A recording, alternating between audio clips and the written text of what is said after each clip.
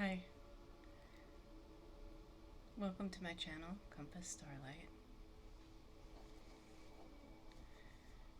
In my past few videos, I have spoken about honor, and I think I'd like to close that subject matter out with this video. I did touch on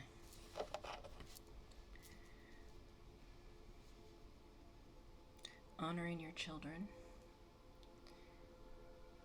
and the beings they have become. I think it's also important to honor your ancestors, and that includes your parents, whether they are your biological parents or not. The people that raised you, however difficult the circumstances of your youth,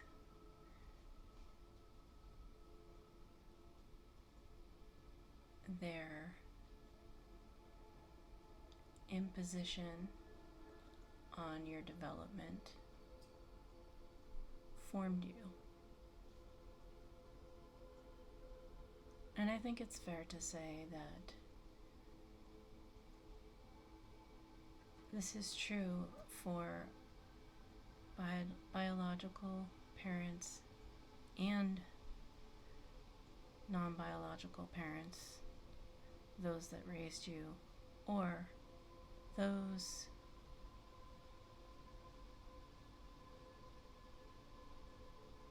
who were the source of your conception. Because what a beautiful thing to exist in this lifetime, to get the blessing of experiencing all that this earthly plane has to offer.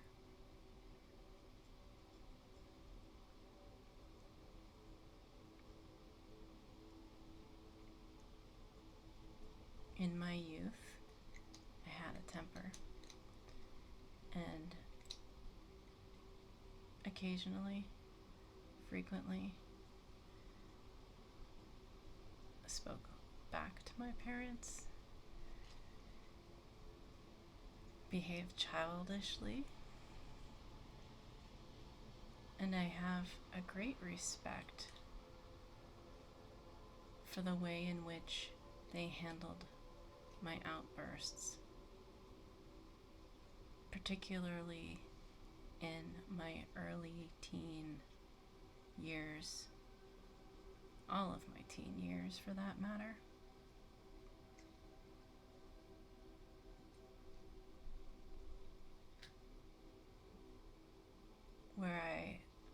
When I behaved like a brat,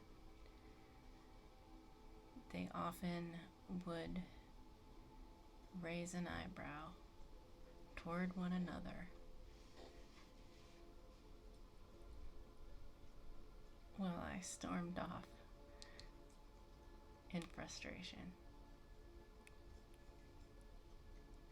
And they let me, and that is often how my behavior was met. My parents were adults. They behaved like adults. They did not engage with the childish energy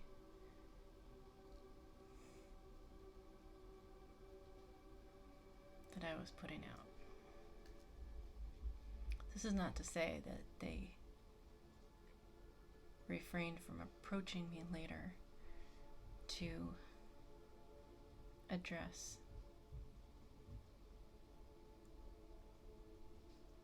that which was the source of my outburst.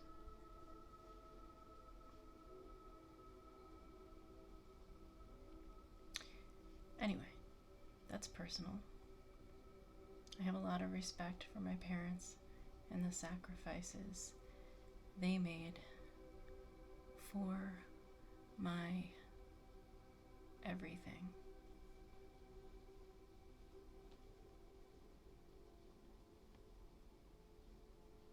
Was it lacking in places?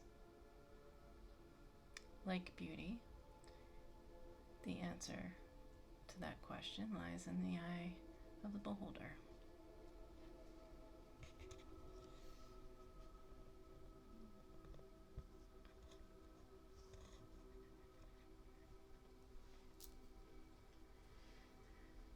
I also have an appreciation for my biological parents that conceived me. I do not know my biological father. I did meet my biological mother. I don't understand her trauma.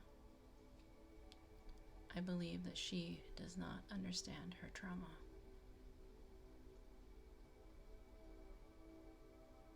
But I am thankful that she gave me life. And I do my best to accept and appreciate and honor her. Yeah, that's what I was getting at.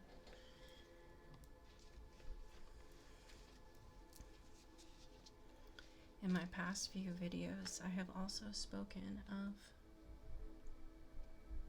clearing out and I was doing some meditation earlier. In fact, last night on October 15th.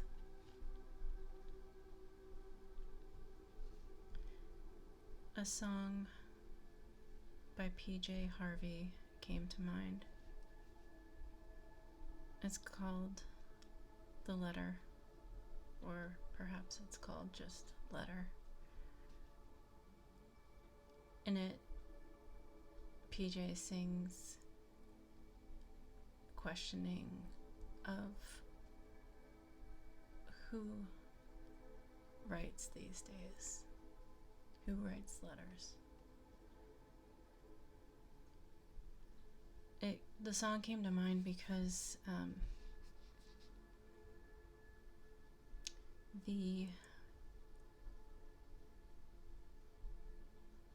in my bone garden, I find, before a time of text message, written word, and power, I mean the power of the written word, heavy baggage, mentally, emotionally, physically.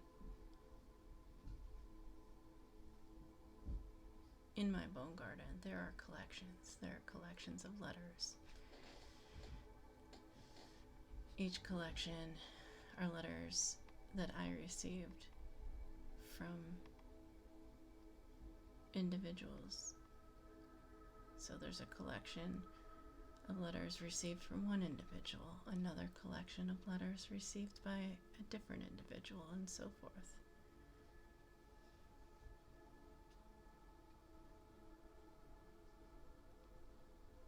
And by holding these letters in my hand and reading them together as a collection, it really gives me an idea of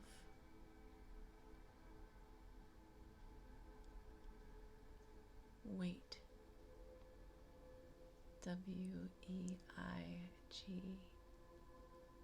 WEIGHT, not WAIT.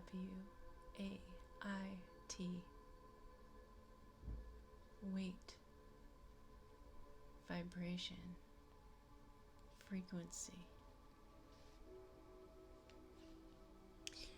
And then another song came to mind, Who by Fire by Leonard Cohen.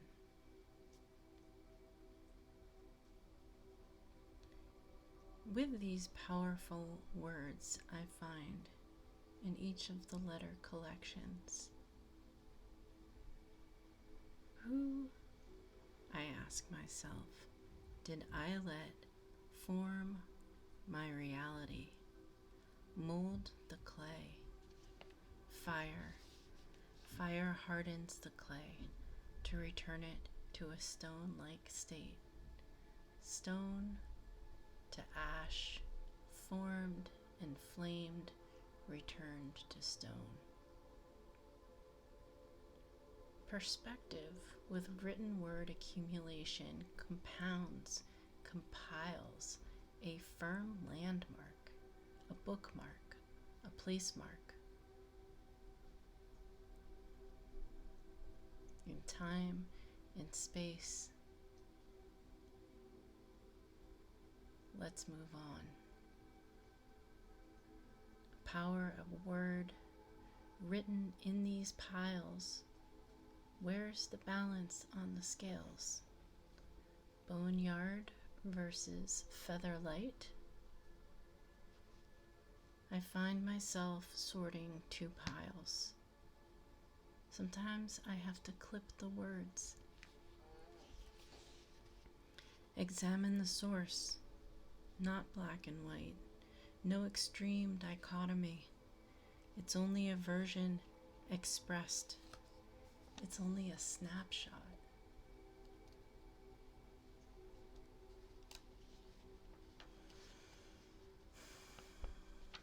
Regardless, the snapshot shows intent to form from the source, intent to harness and hold power with words. Who falls on which side of the line? And how taut is the line? These days, rarely do we write and receive letters. Text messages are fragmented letters.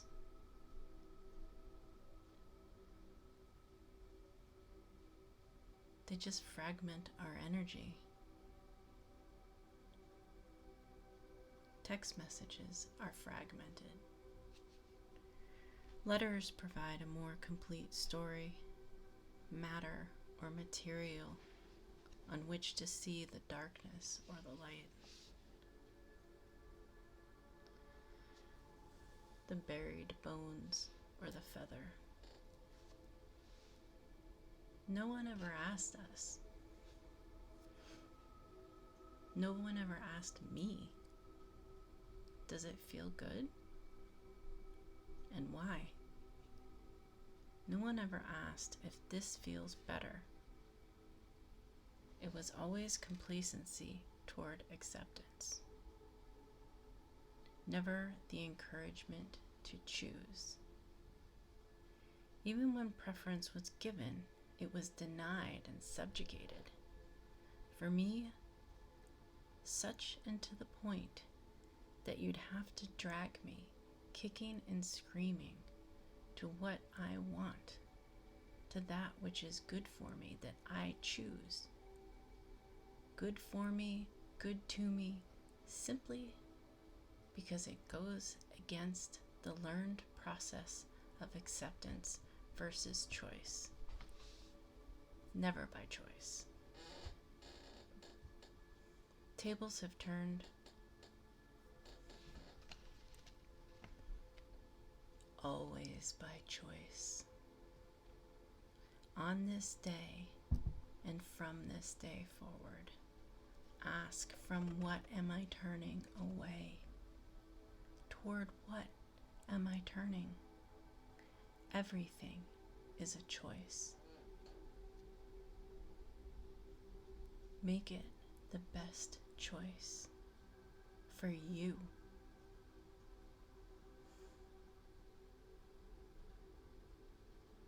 Choose wisely.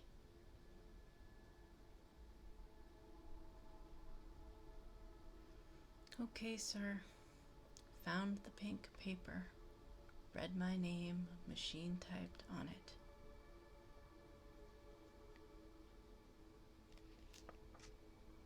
I lost sight of your warmth and your steadfast determination. I didn't realize you were with me. Featherlight. Thank you. Forgive me. I love you. I am grateful.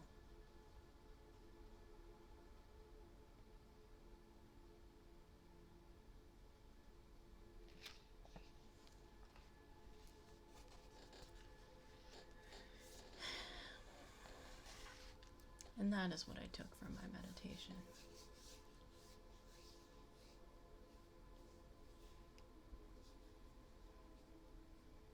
I'm tempted to explain the pink paper. It just is so familiar. A pink sheet, doubled over, stapled together, makeshift envelope.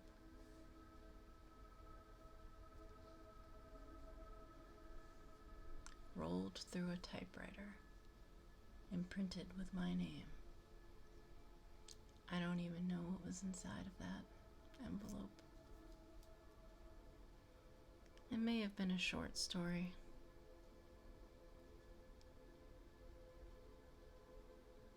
That another student or classmate had written about the goddess Juno. Sir thought it would be helpful to me to have that inspiration. The thing is, there was always warmth he had.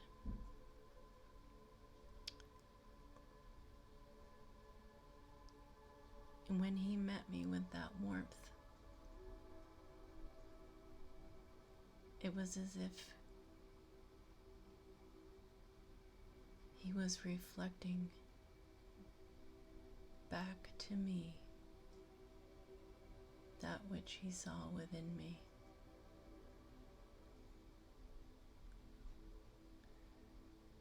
But there were stories and rumors that circulated about him, and I think I let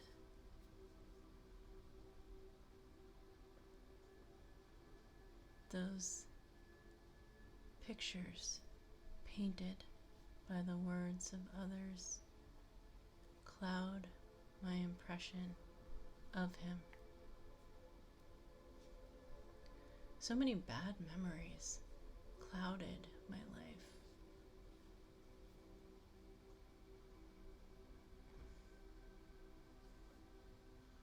Sir was my high school advisor and my ice hockey coach. And on the ice, he was a bit brutal, not very nice. But in the sport, one is not inclined to play nice. And so my memories of him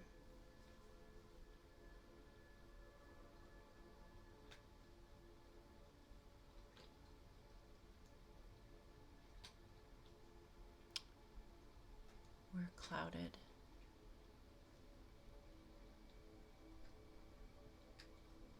by the negative experiences, the negative feelings I had at the time. And many years passed, and I matured, and I tried to reach out to him. And I'm afraid he had already gone from this world.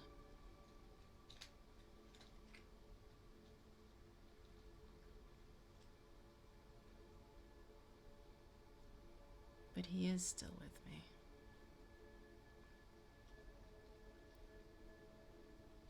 He did form me. I did let him touch the clay. And in fact, what I mean to say with that analogy from my meditation is that there are a handful of letters from certain people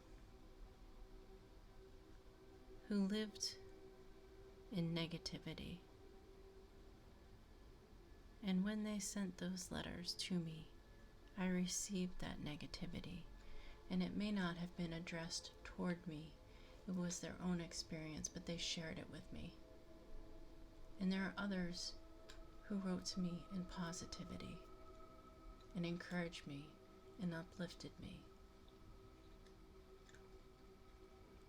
And in some cases, there might have been a letter that had a bit of both, and I clipped the words of positivity the featherlight, the featherweight from the boneyard. No more skeletons in the closet. Bury those bones. If I choose to keep anything, it will only be the featherlight.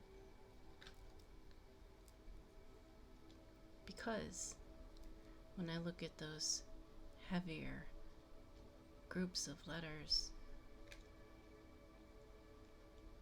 the people that wrote them were in such dark places themselves. They only shared that darkness with me.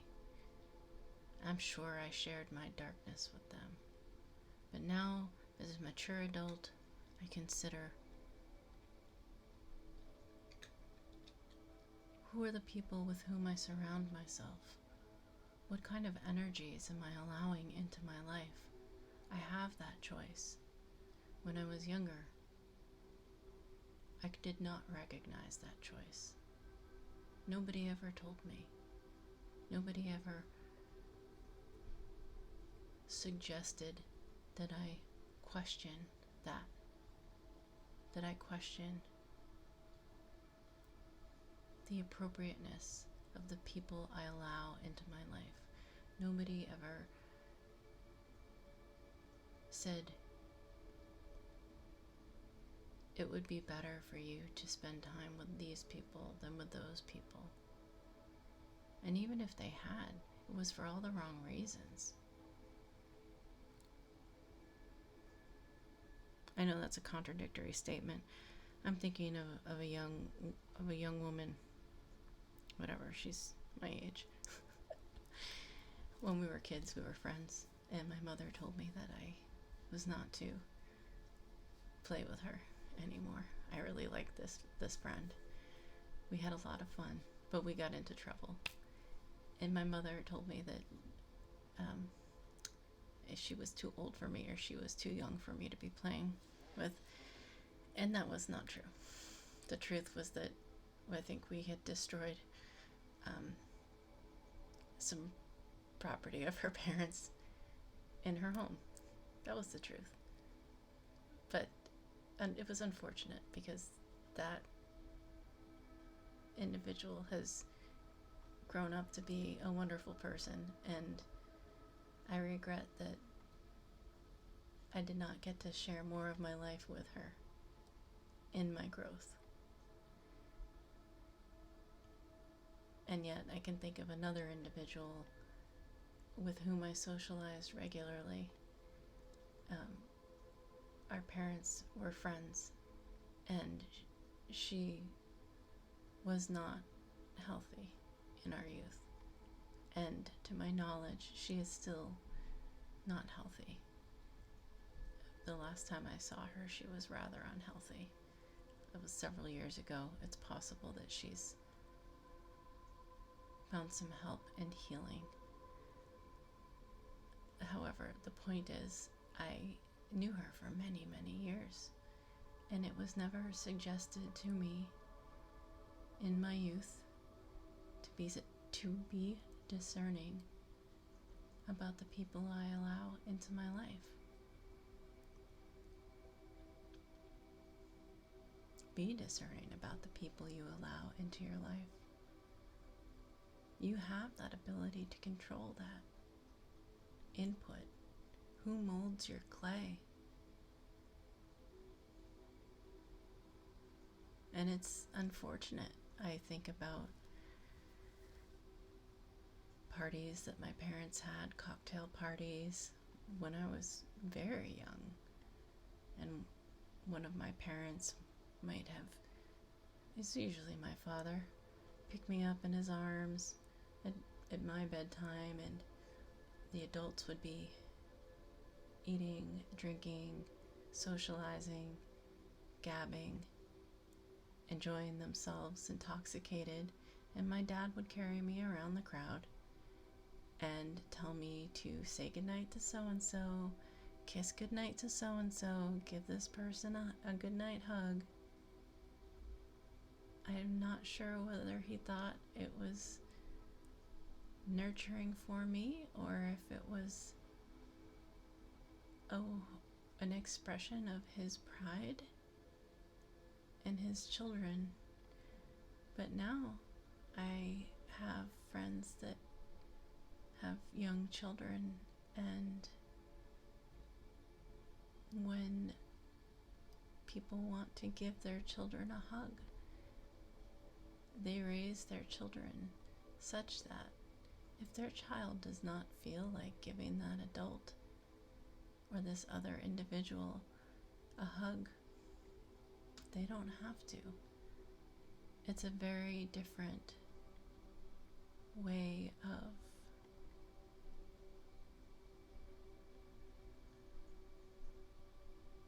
raising children. It's a very different way of upbringing. It's a very different way of supporting individuality as well as protecting and honoring a child. It's very interesting because as an adult raised in a certain generation, it's a challenge for me to meet people. Well, it's not a challenge for me to meet people, nor is it a challenge for me to address people, but I have a very strong tendency to meet people, to greet people, and perceive them as he or she. And this younger generations are very open to different ways of identifying themselves, which is fine. I embrace that. But I have a very difficult time changing my vocabulary. It's ingrained in me, in my upbringing. And many of my peers who have children that identify themselves differently have had to accept, face, challenge themselves to find alternative ways of expression in order to honor their children.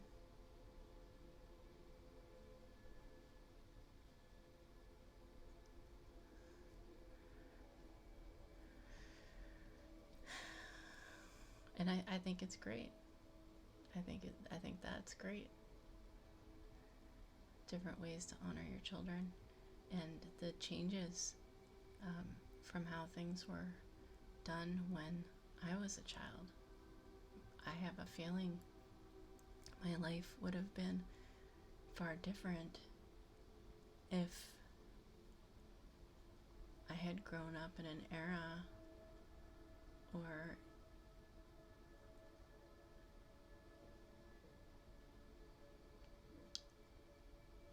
in a social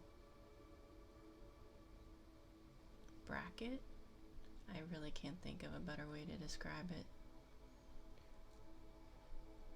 If I had grown up with different social norms and expectations, perhaps it wouldn't have been in an environment in which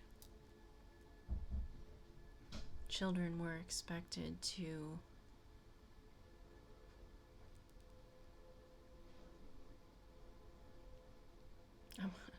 I keep thinking of a word I don't think is appropriate. Acquiesce to the social norms in a way that gave up their own freedom and autonomy, their own choice, their own preference. We were taught to accept. We were taught to do as our parents told us.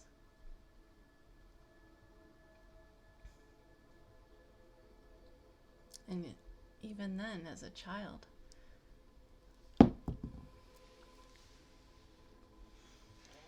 one of the nicknames my parents had for me was Tiny Terror. Another one was Possum, because I would play dead. I would pretend I was asleep. It was my way of exerting my influence on my environment. It was my way of exerting control on these social standards. I think that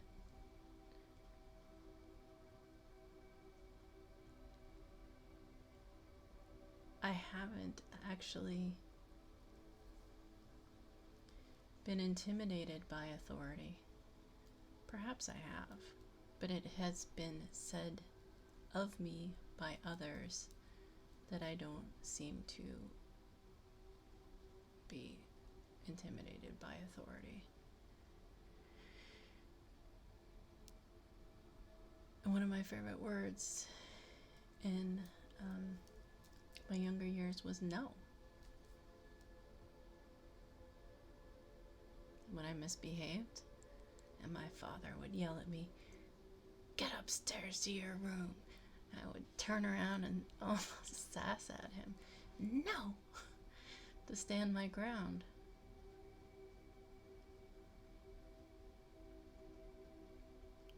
Because I was resolute in my perspective.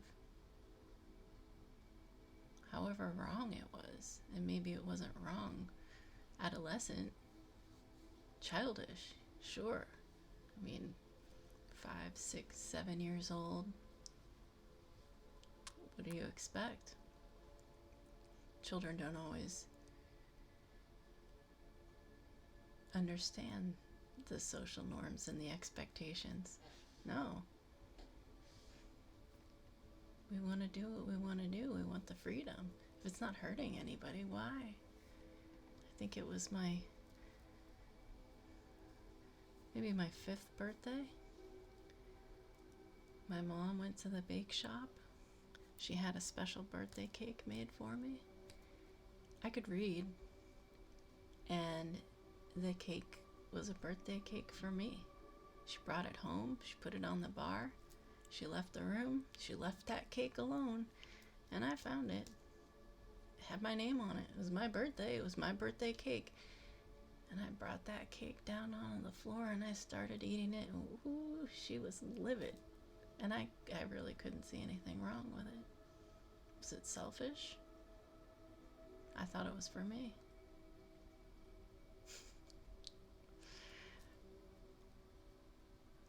It's silly. It makes me laugh. Was it selfish? I don't know. It was a birthday gift for me. It had my name on it.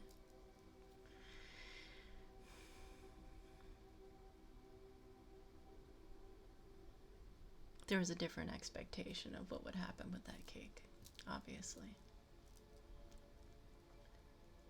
Perhaps an expectation of which I was completely unaware. Or at least an expectation that hadn't crossed my 5-year-old mind.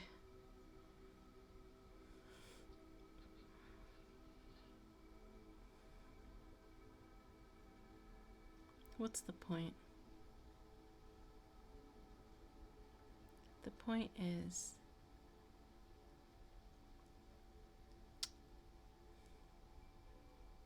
some things are heavy, some things are light. There is a frequency to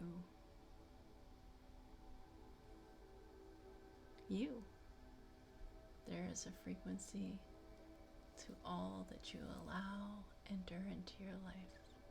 And you have the freedom to choose wisely. Don't let anyone stop you from making the best choice for yourself. And then, when you make good choices, you'll feel good. Maybe it will raise your vibration.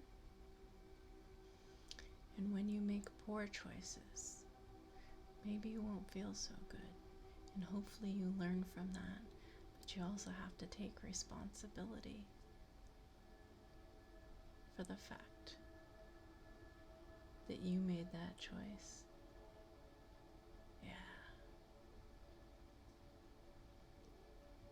You made that choice, and you have to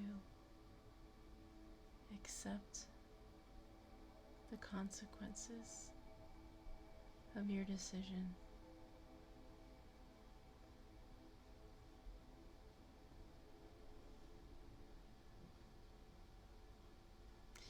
And honestly, I think that kind of loops back to one of the ending messages, one of my previous last videos. Something about karma.